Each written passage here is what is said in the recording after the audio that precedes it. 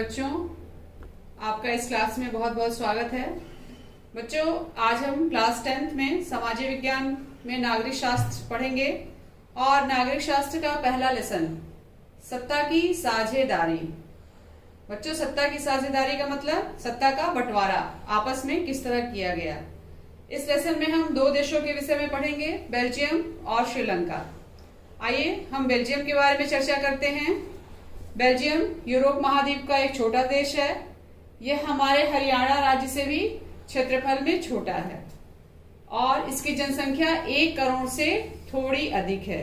बच्चों, ये जान लीजिए कि हमारे हरियाणा राज्य की जनसंख्या जो है लगभग 2 करोड़ है और ये इसकी जनसंख्या देख लीजिए 1 करोड़ से थोड़ी अधिक है, यानी कि बहुत छोटा देश है ये। आइए अब हम बेल्जियम की जातीय बनावट जान लेते हैं। और बेल्जियम की जातीय बनावट भाषा के आधार पर है।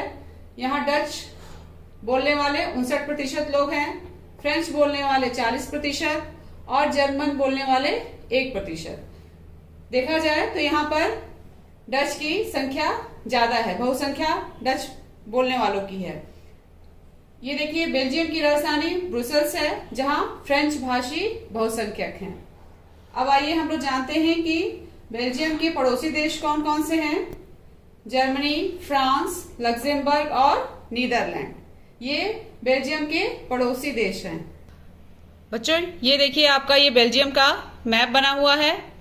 इसमें जो ये ग्रीन वाला पार्ट है ये ये डच हैं, ये रेड वाला भाग है ये आपके फ्रेंच हैं और ये राजधानी ब्रुसेल्स, यहाँ पर भी फ्रेंच भाषा ही बोली जाती थी। ये जो बना हुआ है देख रहे हैं आप, लाइनिंग, ये जर्मन। एक तरह से देखा जाए तो ये आपके बेल्जियम के भाषाई आधार पर वर्गीकरण है।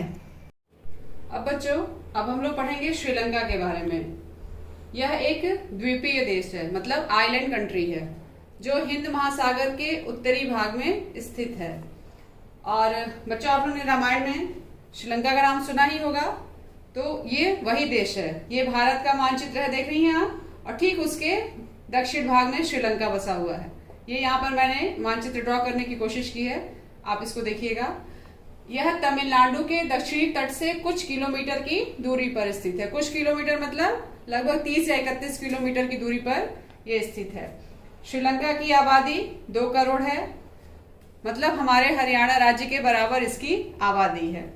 अब हम पढ़ते हैं कि इसकी जातीय बनावट क्या थी। वहां पर भी भाषाई आधार पर जातीय बनावट थी। इनकी मुख्य भाषा क्या थी? सिंहली, इसको लगभग 74% लोग बोलते थे। दूसरी भाषा आपकी तमिल थी, 18%। इसमें भी 2 भाग थे, एक श्रीलंकाई तमिल और दूसरा भारतीय तमिल। श्रीलंकाई तमिल श्रीलंका के मूल निवासी थे और ये भारतीय तमिल जो तमिलनाडु से अंग्रेजों के साथ व्यापार करने के लिए वहां पर गए थे। इनकी संख्या लगभग कितनी थी? 5%।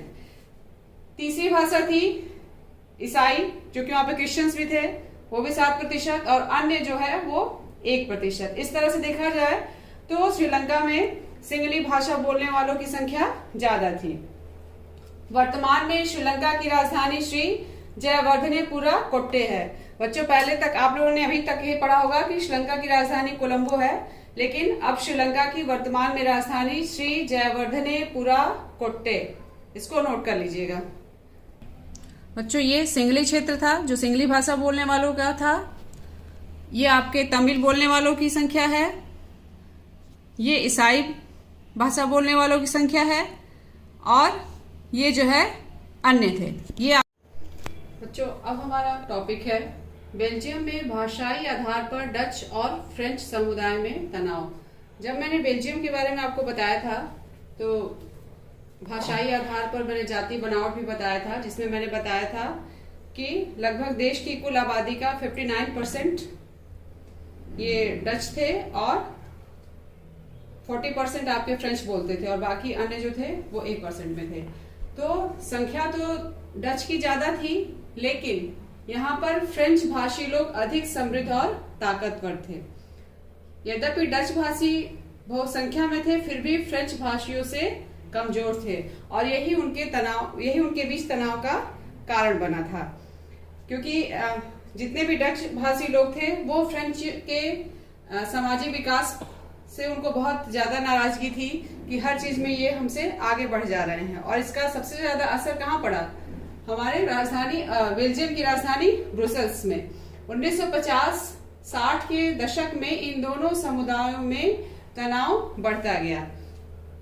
यहाँ पर बेल्जियम सरकार ने समझदारी की नीति अपनाई और विश्व इतिहास में बेल्जियम की समझदारी एक नमूना के तौर पर लिया जाता है।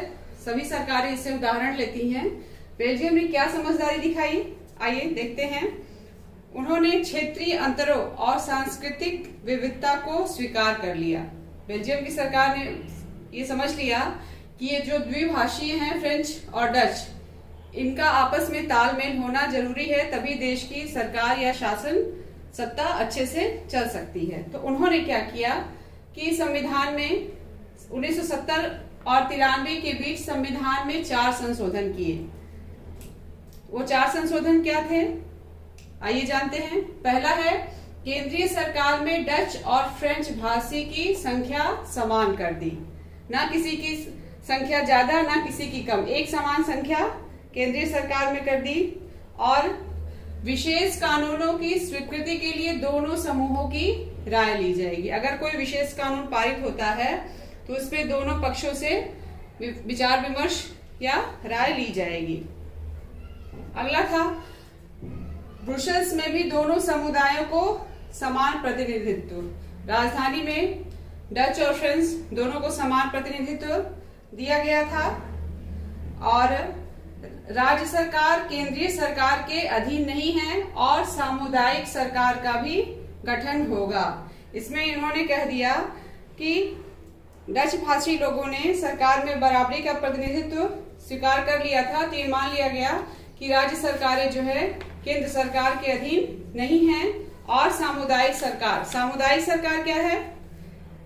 सामुदायिक सरकार का मतलब होता है कि डच, फ्रेंच और जर्मन बोलने वाले समुदायों के लोग चाहे वो जहां भी रहते हो, वो सामुदायिक सरकार चुन सकते हैं। फिर से सुन लीजिएगा, डच, फ्रेंच और जर्मन बोलने वाले समुदायों के लोग चाहे वो जहां भी रहें, सामुदायिक सरकार चुन सकते हैं। और इस सरकार को संस्कृति, शिक्षा और भाषा जैसे मसलों पर फैसले लेने का अधिकार है।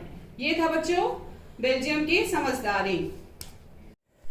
बेल्जियम की समझदारी का ये असर रहा कि वहां पर गृह युद्ध की आशंका बहुत कम हो गई, क्योंकि जो दोनों भाषाई समुदाय थे, सरकार ने संविधान में परिवर्तन करके दोनों ही समुदायों को बराबर प्रतिनिधित्व देकर एक समान कर दिया था, जिससे दोनों ही दलों के आपसी मतभेद खत्म हो गए थे और बेल्जियम में एक शांतिपूर्वक शासन सत्ता की स्थापना हुई थी।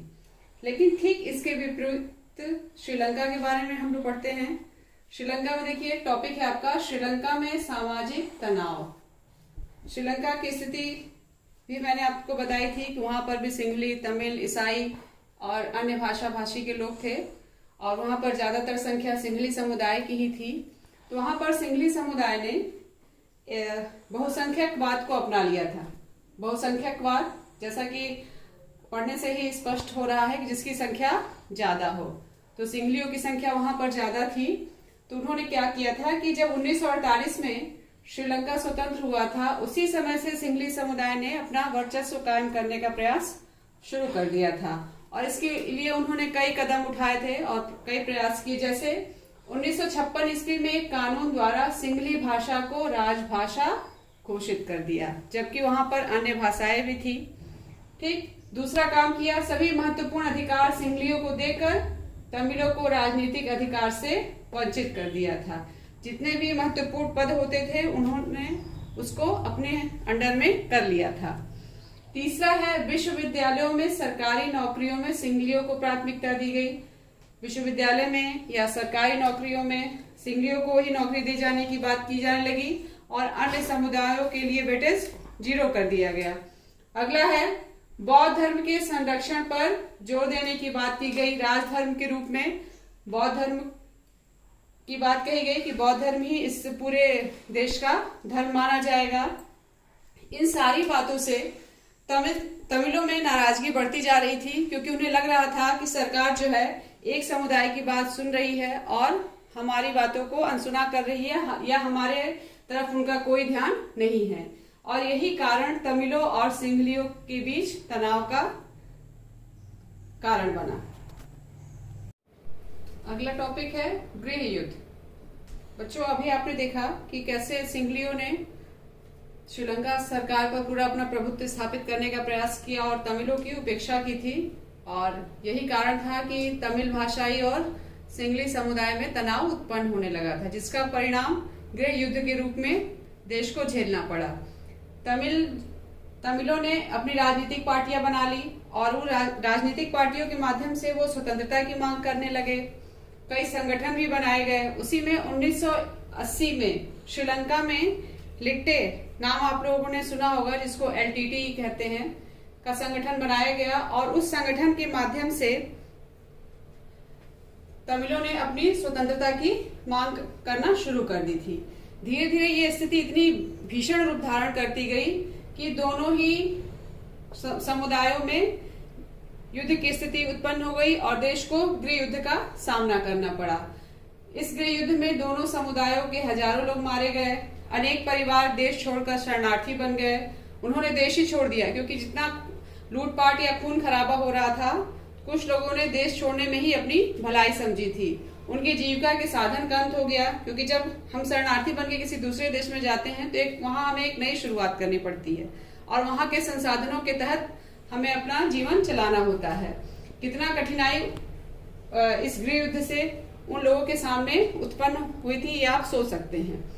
2009 ईस्वी में यह गृह युद्ध समाप्त होता है। उसके बाद श्रीलंका को ये समझ में आने लगा कि अगर उसने बहुसंख्यकवाद को शरण नहीं दी होती या उसको बढ़ावा नहीं दिया होता और बेल्जियम की तरह ही समझदारी दिखाई होती, तो आज उनके देश में शांति बनी रहती और किसी प्रकार का कोई तनाव नहीं उत्पन्न किया रहता। जैसे बेल्जियम ने दोनों ही समुदायों को बराबर प्रतिनिधित्व दे दिया था, दोनों को बराबर सम्मान दिया था, और श्रीलंका ने यही गलती कर दी, जिससे उस देश को गृह युद्ध का सामना करना पड़ा था। अब ये टॉपिक है हमारा सत्ता की साझेदारी और सत्ता की साझेदारी की आवश्यकता क्यों है। तो सबसे पहले हम जानेंगे कि सत्ता की साझेदारी क्या है। बच्चों, मैंने यहाँ परिभाषा लिखी हुई है, विभिन्न सामाजिक समूहों में सत्ता का विभाजन जिससे सभी लोगों की सत्ता में निश्चित भागीदारी हो। यानी किसी भी देश में अलग अलग तरह के समुदाय होते हैं, लेकिन सफल शासन वही माना जाता है जिसमें सभी समुदायों का आपसी निश्चित भागीदारी हो, क्योंकि कोई भी कार्य तभी सफल होता है जब सभी की उसमें सहमति हो।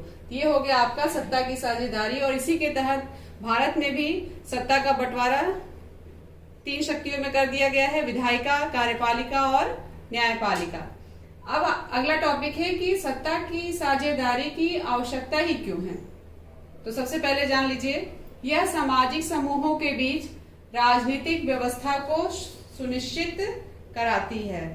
इसका मतलब है कि जितने सामाजिक समूह हैं उनके बीच में तालमेल बिठाने की कोशिश करती है, जैसे कि उनके बीच आपस में कोई टकराव की स्थिति ना आने पाए और सबको बराबर हिस्सा मिले। अगला है, सत्ता की साझेदारी लोकतंत्र की आत्मा है। यह लोगों को आपस में जोड़ती है।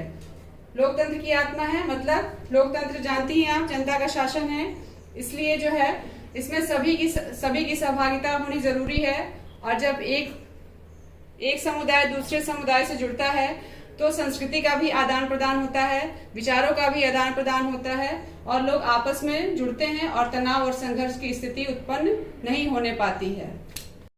बच्चों, ये टॉपिक है हमारा सत्ता की साझेदारी के विभिन्न रूप। जैसे कि आप लोग जानते ही हैं कि जब तक श्रीलंका में और बेल्जियम में आपसी तनाव नहीं उत्पन्न हुआ था, तब तक यही प्रणाली चली आ रही थी कि सरकार की सारी शक्तियां एक व्यक्ति के या एक समूह में ही संगठित रहती थी।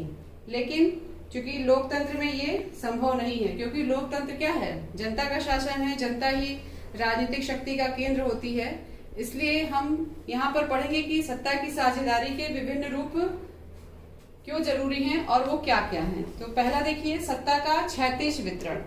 इसमें क्या होता है, शासन के विभिन्न अंगों के मध्य शक्तियों का बंटवारा कर दिया जाता है, जैसे विधायिका, कार्यपालिका और न्यायपालिका। मैंने आपको बताया भी था कि भारत में शक्तियों का बंटवारा इसी आधार पर किया गया है। इसमें क्या होता है कि सभी अंग एक दूसरे पर नियंत्रण रखते हैं। कैसे? क्योंकि कोई भी एक अंग अपने अधिकारों का असीमित उपयोग नहीं कर सकता है। उसके ऊपर एक बाउंडेशन, एक लिमिटेशन लगी हुई है और एक अंग दूसरे अंग के कार्यों को देखता रहता है, उसकी निगरानी भी करता रहता है। इसलिए ये आपस में एक दूसरे पर नियंत्रण रखते हैं। दूसरा है आपका सत्ता का ऊर्ध्वाधर वितरण। इसमें क्या होता है, सरकार विभिन्न स्तरों पर बटी होती है, जैसे केंद्र सरकार, राज्य सरकार, स्थानीय सरकार, और उनकी अपनी अपनी शक्तियां होती हैं। तो यहाँ पर भी सत्ता की साझेदारी में सरकार 3 रूपों में बटी हुई है। दूसरा, उच्चतर और निम्नतर स्तर की सरकार एक दूसरे के अधीन कार्य करती हैं। केंद्र सरकार के अधीन राज्य सरकार और राज्य सरकार के अधीन स्थानीय सरकार। ये एक साइकिल है जो आपस में इन लोग सहयोग से चल रही है। तीसरा है आपका सामाजिक समूहों के बीच। जैसे बेल्जियम में हुआ था कि वहां पर बेल्जियम की सरकार ने समझदारी दिखाते हुए फ्रेंच और डच भाषियों को एक समान अधिकार दे दिया था और उनके बीच में सत्ता का बंटवारा कर दिया था। वही है विभिन्न समूहों के बीच सत्ता का बंटवारा, चाहे वो धार्मिक हो, चाहे भाषाई हो, उनके बीच सत्ता का बंटवारा करके बेल्जियम में सामुदायिक सरकार की स्थापना की गई थी। चौथा पॉइंट है बच्चों आपका दबाव समूह और आंदोलनों द्वारा। इसमें क्या होता है कि दबाव समूह जो है शासन को प्रभावित और नियंत्रित करने में अग्रणी होते हैं, या उनकी भूमिका बहुत महत्वपूर्ण होती है। और लोगों के सामने सत्ता के लिए विकल्प भी होता है कि वो जिस व्यक्ति को चाहें उसका चयन करें, या जिसको ना चाहें उसको वोट ना दें। इस तरह से बच्चों ये आपका लेसन आज समाप्त होता है और मैं उम्मीद करती हूँ कि आपको ये पाठ समझ में आया होगा। आप इसको देखिए और समझने की कोशिश करिएगा। कहीं पर भी कोई दिक्कत आती है आप अपना प्रश्न हमसे पूछ सकते हैं। धन्यवाद।